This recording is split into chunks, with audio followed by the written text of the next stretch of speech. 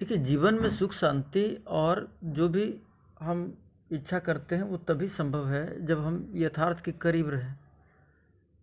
और यथार्थ का मूल तो केंद्र है, तो परिधि को तो छोड़ना ही होगा। और जब तक हम परिधि को नहीं छोड़ेंगे तब तक केंद्र में हमारा कैसे यात्रा संभव है। तो सच्चा गुरु का मतलब ये होता है कि आपको परिधि से केंद्र तक लेकर जाए। हमारी ज़िंदगी बीत जाती है, हमारी उम्र कई साल दर साल बढ़ते हैं।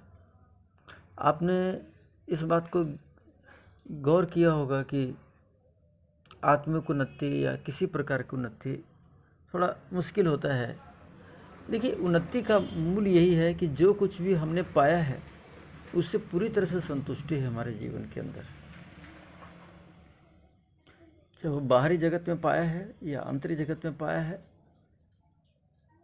अभी ये थोड़ा मुश्किल होगा समझना, लेकिन ये सत्य है कि सब कुछ आंतरिक रूप से स्पष्ट होते हैं इस दुनिया में। जो कुछ भी अंदर होता है उसी का एक प्रतिछाया, उसी का एक इमेज, उसी का एक इमेजिनेशन हमारे जो इस दुनिया में होता है, इस चीज़ को समझना होगा। तो गुरु की सार्थकता ये है। तो गुरु ऐसा कुछ नहीं करते, उनके पास ऐसा कुछ नहीं है जो आपको कुछ विशेष काम करवाए या विशेष कुछ करे। वो चाहता है कि कैसे भी करके आप यथार्थ तक पहुंच जाए। और यथार्थ क्या है वो आप जानते हैं। तो यथार्थवादी विचारधारा जो है आपको वहाँ तक लेके जाएगा। जिंदगी तो एक क्या है, जिंदगी जो एक भाग की स्थिति है, जिंदगी में एक तोड़ की स्थिति है, जिंदगी में एक जिस जिंदगी को हमने जो रेस बना लिया था या बना लिया है, तो इस रेस की ज़रूरत नहीं है। इस रेस से हम कहीं नहीं पहुंच सकते। लेकिन हमारा चित्त है कि मानता नहीं, समझता नहीं, और जो कुछ भी हम प्राप्त करते हैं उससे संतुष्टि जैसा वातावरण कभी हमको उपलब्ध नहीं हो पाता। तो ज़िंदगी में ये समझने वाली बात है कि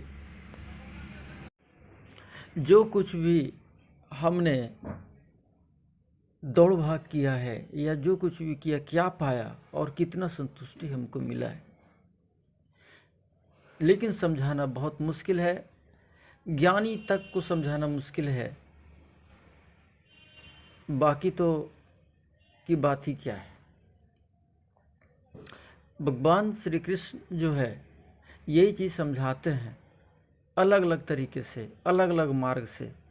बहुत सारे मार्ग की व्याख्या की उन्होंने गीता के अंदर, और कर्म की भी एक परिभाषा बताया जो मुझे अच्छा लगा। तो कर्म का मतलब क्या होता है? कर्म में बहुत सारे कमियां हैं, इसको थोड़ा समझना पड़ेगा। कर्म में कामना है, कर्म में भविष्य है, तो ये सब चीज़ें तो ऊर्जाओं को खोती है। और देखिए, मूल रूप से इसको तभी समझा जा सकता है जब आप उस स्तर पर सदगुरु की कृपा से पहुंच जाए, तभी इसको आपको बिल्कुल साफ नज़र आएगा, एकदम प्रैक्टिकल, साइंटिफिक। हम कोई ऐसी बातें नहीं करेंगे, जो चीज़ वही बोलूँगा जो चीज़ है, जो सभी ने बोला है। तरीके अलग हैं, किसी ने कुछ अलग बोला है, किसी ने भी कुछ अलग नहीं बोला है। कृष्ण ने अलग नहीं बोला, इतने सारे संत महात्मा जो हैं कभी गलत नहीं बोला, सदगुरु ने कभी गलत नहीं बोला। चीज़ बिल्कुल सत्य है, लेकिन हमारी चित्त में नहीं वो आता है, क्योंकि वो चीज़ें हमने उसको कभी अपने जीवन में अनुभव किया ही नहीं। जो चीज़ अनुभव नहीं किया हुआ है और सीखे हुए ज्ञान से का कुछ मतलब नहीं है। जो कुछ भी आपने सीखा है वो व्यर्थ है, वो आपके ही बाधा बन जाते हैं, आपके सफलता के मार्ग में बाधा बन जाते हैं, आपके आध्यात्मिक मार्ग में बाधा बन जाते हैं। तो कहीं न कहीं आप अपने लिए एक ऐसा बाधा का वातावरण तैयार करते हैं जिसमें खुद उलझ जाते हैं, और ऐसा होता है, और इसी के अनुकूल ज़िंदगी चलता रहता है। तो मैंने क्या कहा कि कर्म में कामना है, कर्म में भविष्य है, और जिसमें ऐसी स्थिति हो जिसमें कर्म में ही कामना जैसी बात आती है, उस कर्म का कोई मतलब नहीं हो सकता। वो अगर ऐसा कर्म है तो आपके लिए और आपके भविष्य के लिए, दोनों के लिए घातक सिद्ध हो जाएगा, कहीं नहीं पहुंच सकते। तो हम यही कहना चाहते हैं कि ये समझिए कि कर्म, इस तरीके के कर्म करने का कोई औचित्य नहीं है। इस तरह से कर्म करके जो उपलब्धि भी हम अपनी ज़िंदगी में पाते हैं, उसका भी कोई ज़्यादा विशेष महत्व नहीं। और अक्सर हम देखकर दंग रह जाते हैं कि हमने अपनी ज़िंदगी में शांति नहीं पाई। जिसके लिए अपनी ज़िंदगी गंवा दिया, जिसके लिए अपनी ज़िंदगी को खो दिया, जिसको प्राप्त भी किया लेकिन उसका कोई मतलब नहीं है, जब उसको पाया तो पता चला कि कुछ है नहीं। तो ये संसार एक मृग तृष्णा है, और लगता है कि हमने ये कर लिया, हमने वो कर लिया। कामना रहित कर्म ही सच्चा कर्म हो सकता है, और इसको समझ में नहीं आ रहा था अर्जुन को। तो भगवान श्री कृष्ण बड़े प्यार से समझाते हैं और कहते हैं कि हे अर्जुन, विशेष कर्म को तुम देख लो, विशेष कर्म को जो जिंदगी में होती है। क्या आपने या हमने ये निर्णय लिया था कि हमारा जन्म हो जाएगा? क्या हम तय करते हैं कि हमारी मृत्यु कब होगी? बोलते हैं कि विशेष कर्म को देखो जो प्रकृति में स्वतः हो रहा है। जन्म है, मृत्यु है, ऐसे बहुत सारे कर्म आपको मिलेंगे, आपकी सांस तक आप नहीं लेते। आपका जीवन, आपकी सांस, आपके, अगर आप शरीर के ही अगर संरचना को देखेंगे तो आप दंग रह जाएंगे और सोचे कैसे चल रहा है इतना सारा बड़ा फंक्शन, और आपने कुछ नहीं किया। आप खाना खाते हैं, खाना पच जाता है, आप सोते हैं, नींद लग जाता है,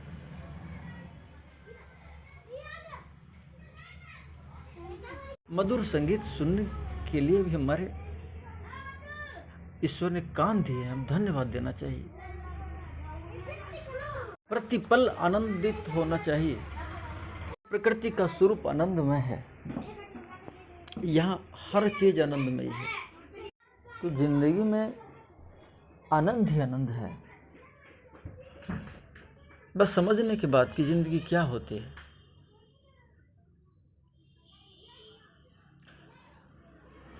तो बस इतना है, कुछ खास नहीं, कुछ दौड़ नहीं है, कुछ पाने का होड़ नहीं है, ना आध्यात्मिक चीज का भी नहीं। ऐसा नहीं कि मुझे आध्यात्मिक बनना है तो हमको आध्यात्मिक बनने के लिए बहुत मतलब पता नहीं क्या करना पड़ेगा, क्या बनना पड़ेगा, पता नहीं क्या क्या करना पड़ेगा, ऐसी कोई क्रियाएं नहीं।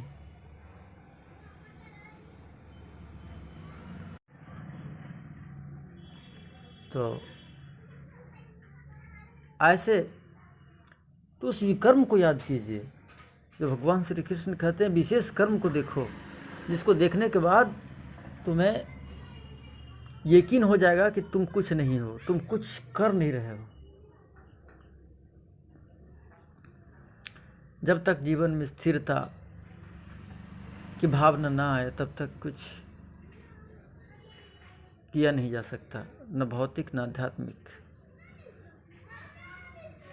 लेकिन हम हैं कि बस चले जा रहे हैं एक अनवरत सफ़र पर, बिना सोचे समझे नींद में चले जा रहे हैं। किसी को लगता है कि ये ठान लिया कि ये मंजिल है, हमारा लक्ष्य बना लिया, वही लक्ष्य है, उसको तो पता ही नहीं। कोई कुछ चीज़ के पीछे पागल है, कोई कुछ चीज़ के पीछे पागल है। क्या मिलता है, क्या होता है?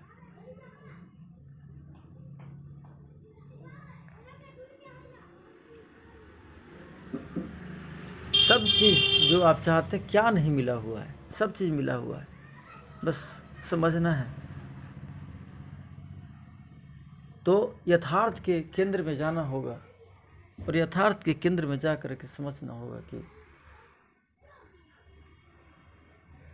और उस परम ज्ञान से संलिप्त होकर तब ये फैसला लीजिए मुझे कहाँ जाना है, मुझे क्या करना है, मुझे क्या, एक समझ विकसित हो गई, एक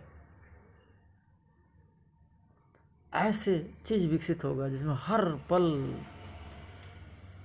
एक बड़ा आनंद का वातावरण आपके जीवन में उतरेगा। उससे पहले वही एक पहली सीढ़ी होगी शायद। और ऐसा नहीं है कि हमने जो बोला वो सही है, हमारी बातों को विशेष ध्यान देने वाली बात भी नहीं है, क्योंकि फिर कोई कल्पना करने लगेगा और भारी कल्पना करेगा, ऐसा कोई आनंद का वातावरण होगा या नहीं होगा। फिर दिमाग से सोचेंगे, इतने सारे लोग बोलते हैं तो सही होगा, तरह तरह की बातें दिमाग में आती रहती है, इसका कोई मतलब नहीं है। कोई कुछ भी कह दे आपके लिए गलत साबित हो जाता है, जब तक आपने उसको अनुभव से नहीं जाना है। हर बातें ही गलत हो जाती है।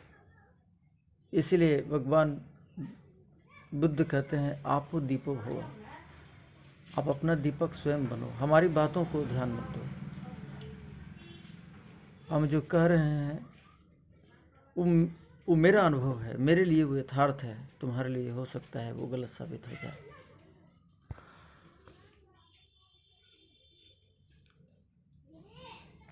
आपके जीवन में भी सद्गुरु मिले, सदयात्रा पर निकले, जीवन की सदगति हो, यही मेरी आप सब के लिए दिल से कामना है। धन्यवाद।